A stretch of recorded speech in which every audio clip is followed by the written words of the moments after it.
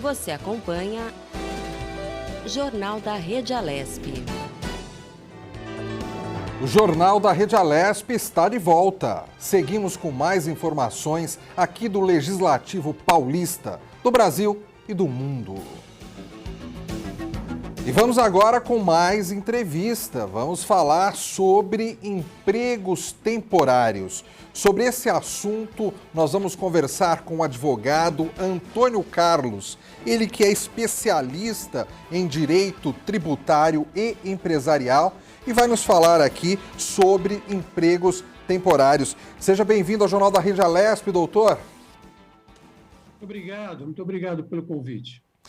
Doutor, nessa época do ano, nós estamos aqui numa época de Páscoa, né? É uma época onde sempre trabalhos temporários são ocupados aí por muitas pessoas, até com a expectativa de depois da Páscoa serem efetivados. Nesse momento que a gente vive uma pandemia, esses trabalhos temporários também acabaram ajudando aí para quem estava desempregado, ou a situação é bem diferente este ano, doutor? Veja, foi uma surpresa nós verificarmos que houve bastante contratação, houve muita gente contratada para a Páscoa, né? Inclusive, uma surpresa também que tem muita gente comprando os chocolates, os ovos de Páscoa nas lojas parlamentares avançam nas da cidade de São Paulo, do estado de São Paulo. Isso se verifica claramente com filas, inclusive. Então, quem contratou acertou, fez algo certeiro realmente.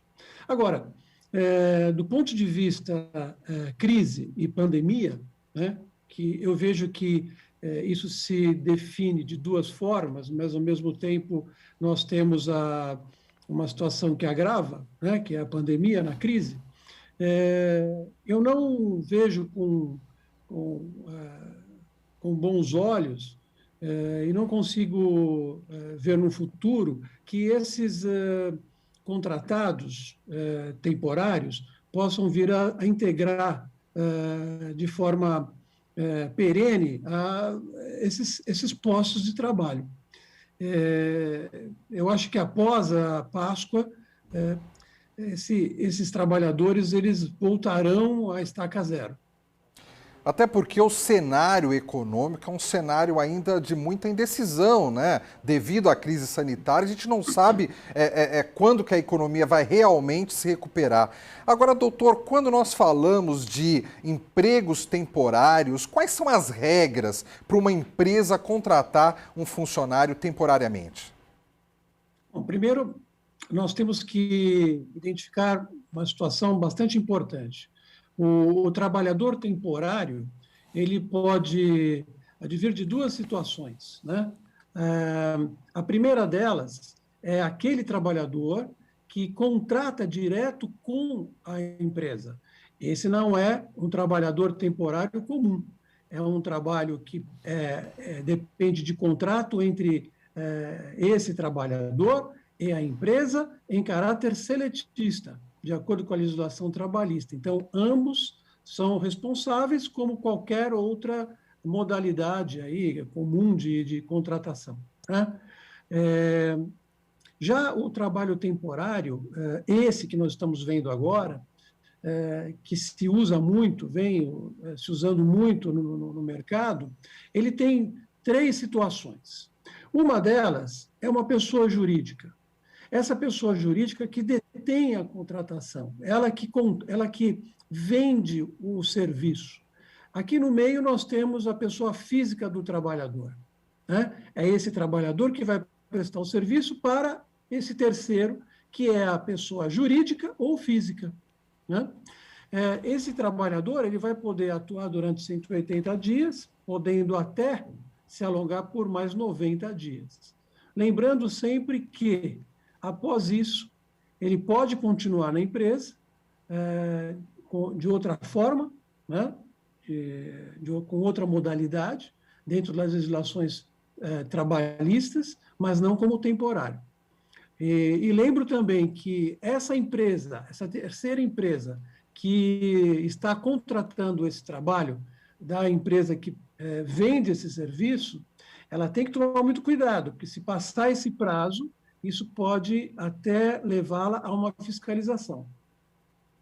Ou seja, é necessário que a empresa obedeça às regras, obedeça à legislação, não tente deixar um funcionário temporário por um tempo indevido, um tempo que excede o tempo previsto em lei, porque isso pode, de repente, a economia que ela está querendo fazer pode sair muito mais caro para ela. Ah, exatamente. Na verdade, o trabalho temporário, nessa modalidade, ele é mais caro. Ele é mais caro porque depende aqui de alguém que também trabalha com fins lucrativos, não é mesmo? Ele está vendendo um serviço para esse terceiro. Então, esse trabalhador ele sai já daqui com um valor maior do que um trabalhador contratado normalmente, né? A gente tem que levar isso em consideração. Ou então, se não for isso, esse trabalhador que está aqui no meio, que é o que vai, onde será explorado o trabalho dele pelo terceiro, poderia ou deve estar ganhando menos do que deveria ganhar.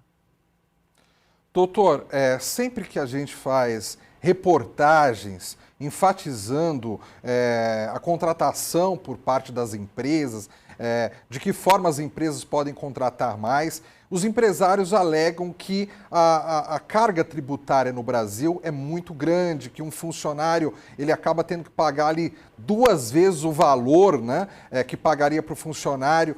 Se por acaso essa carga tributária for aliviada, realmente as empresas no Brasil têm condições de contratar mais ou isso é uma justificativa por parte do empresariado? Veja, eu trabalho para o direito, no direito empresarial. Eu trabalho para empresas. E empresas em situação de risco, que está sofrendo na pandemia, que está sofrendo na crise, nessas crises todas que nós vimos passando, não é mesmo? Eu entendo bem disso, né? Eu acho assim, o mau assessoramento leva a um custo alto no ambiente tributário.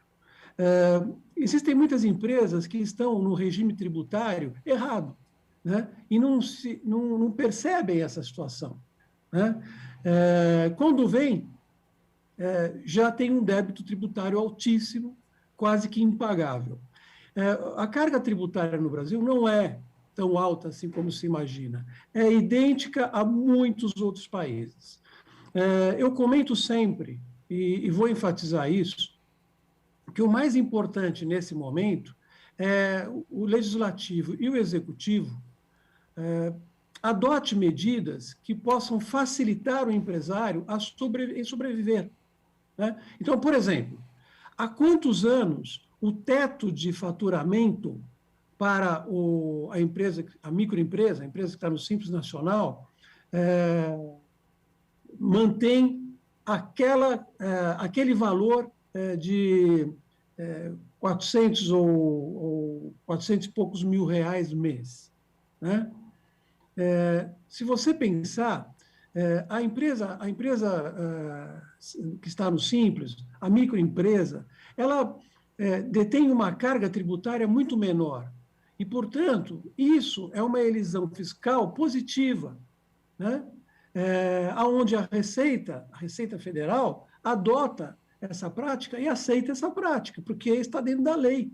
Por que não aumentar mais esse teto para que outros empresários ou outras empresas entrem nesse sistema?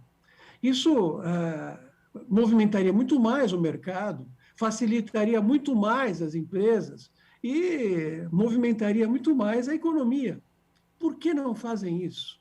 Por que eles preferem deixar as empresas, pelo menos 80% das empresas brasileiras, sem pagar tributos, com seus tributos atrasados, e depois indo buscar legislações, normas, para poder adequar refis, planos de pagamento a longo prazo que não funcionam? Por que não funcionam? Porque você paga o seu vencendo, o seu tributo vencendo, ainda tem que pagar um outro que você deixou para trás. O budget da empresa não aceita isso. O orçamento não aceita isso. Portanto, a carga tributária ela pode ser trabalhada legalmente, né? E por que não? O Executivo e o Legislativo não poderiam fazer isso. Melhorar, dar mais pujança para a microempresa.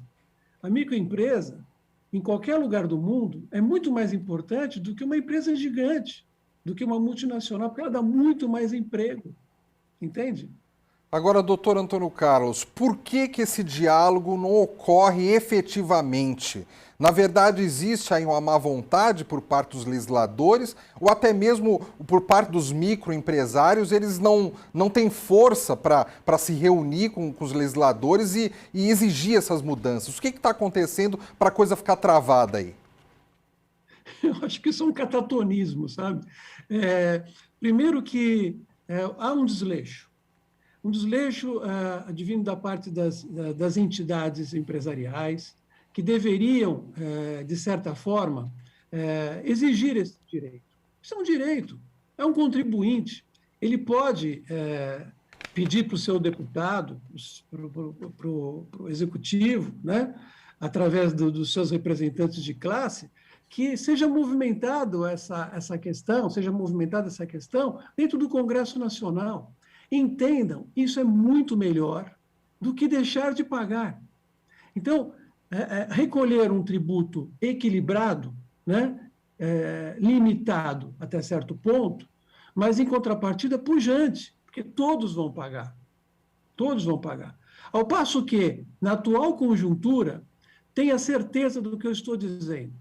Quase todas as empresas, pequenas, médias e de médio para grande porte, não conseguem pagar seus impostos. Por quê? A carga tributária é alta? Não, porque nós estamos vivendo um momento atípico, mas atípico elevado à milésima potência. Doutor Antônio Carlos, especialista em direito tributário e empresarial. Muito obrigado pela sua participação aqui no Jornal da Rede Alesp, com todos esses esclarecimentos que o senhor trouxe para os nossos espectadores. Muito obrigado. E vamos agora com mais notícias. O deputado Jorge Wilson, xerife do consumidor do Republicanos, destinou ao município de Nazaré Paulista uma emenda de R$200 mil, sendo 100 mil para a área da saúde e 100 mil para a infraestrutura e o meio ambiente. Em 2020, a cidade também recebeu uma emenda de R$100 mil para melhorias na área de saúde e reforço no combate à Covid-19. O parlamentar destacou que é importante os poderes executivos das cidades receberem atenção e recursos financeiros para auxiliar nesse momento tão preocupante.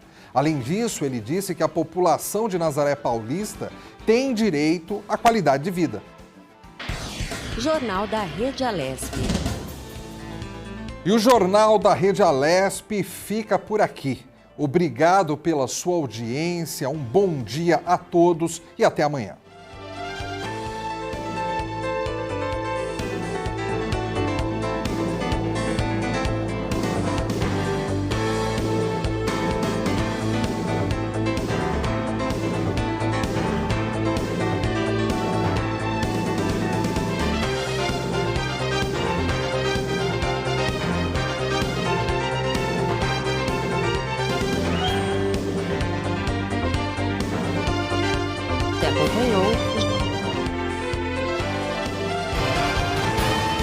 Você acompanhou o Jornal da Rede Alesp.